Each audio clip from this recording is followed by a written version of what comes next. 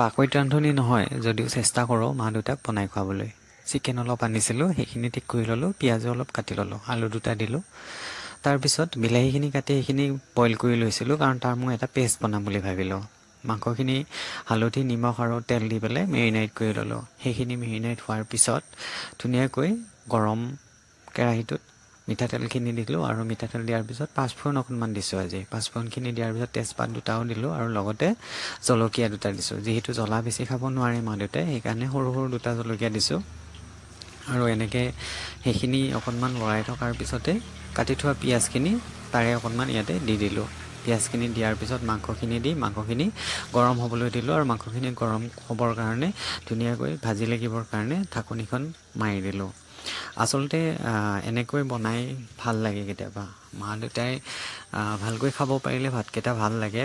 আৰু তাৰপিছত মাংসখিনি এনেকৈ এইখিনি হয় মানে ধুনীয়াকৈ মই বিলাহীখিনি পেষ্ট কৰিলোঁ, আৰু পিঁয়াজ, আদা, নহৰুখিনি যিখিনি কাটি লৈছিলোঁ সেইখিনি মই পেষ্ট বনালোঁ। মাংসখিনি যেতিয়া ভাজি হৈ গ'ল তেতিয়া কাটি থোৱা আলু কেইডোখৰ দিলোঁ, আৰু সেইখিনি অকণমান লৰাই থাকি সেইখিনিও গৰম হ'বলৈ দিলোঁ, ভাজি লাগিবলৈ দিলোঁ।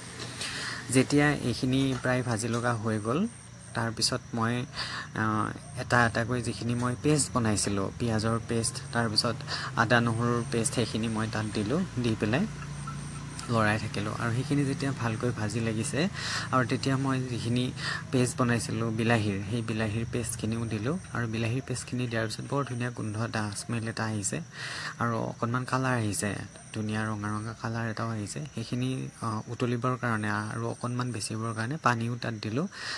আধা মগতকৈও কম পানী দিছোঁ। সেইখিনি দিয়াৰ পিছত তাতে জিৰা গুড়ি অলপ দিলোঁ, আৰু যিখিনি চিকেন মছলা আছিলে অলপ চিকেন মছলাও দিলোঁ।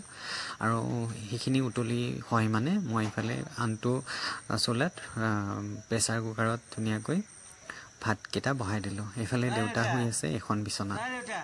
এখন বিচনাত দেউতাক জগালোঁ, দেউতাক উঠি আহিল, আৰু উঠি অহাৰ পিছত আনখন বিচনাত মা শুই আছে। মানে দুফালে 2টা বেমাৰী, সেই মা কেনেকৈ শুই আছিলে, মাক জগালোঁ। মা ভালকৈ আকৌ উঠিবও নোৱাৰে, ধৰি উঠাই দিব লাগে। মা উঠিলে দেউতা পাকঘৰলৈ কিবা কৰি মাতি আনিলোঁ, আৰু মাক তাতেই দিলোঁ, থকা ৰুমতেই দিলোঁ ভাতকেইটা আনি।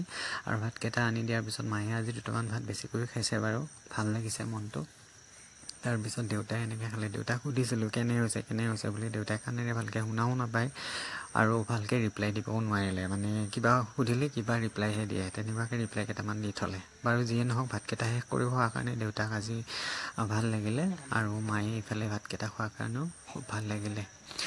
সেয়াই আৰু ইমানেই, এনেকৈ চলি থাকিব লাগিব। বাকী যিয়ে নহওক মা দেউতাক যিমান দিন পাৰোঁ সিমান দিন এনেকৈ ভালকৈ ৰাখিবৰ কাৰণে চেষ্টা কৰিছোঁ, আৰু আগলৈও কৰি যাবই লাগিব।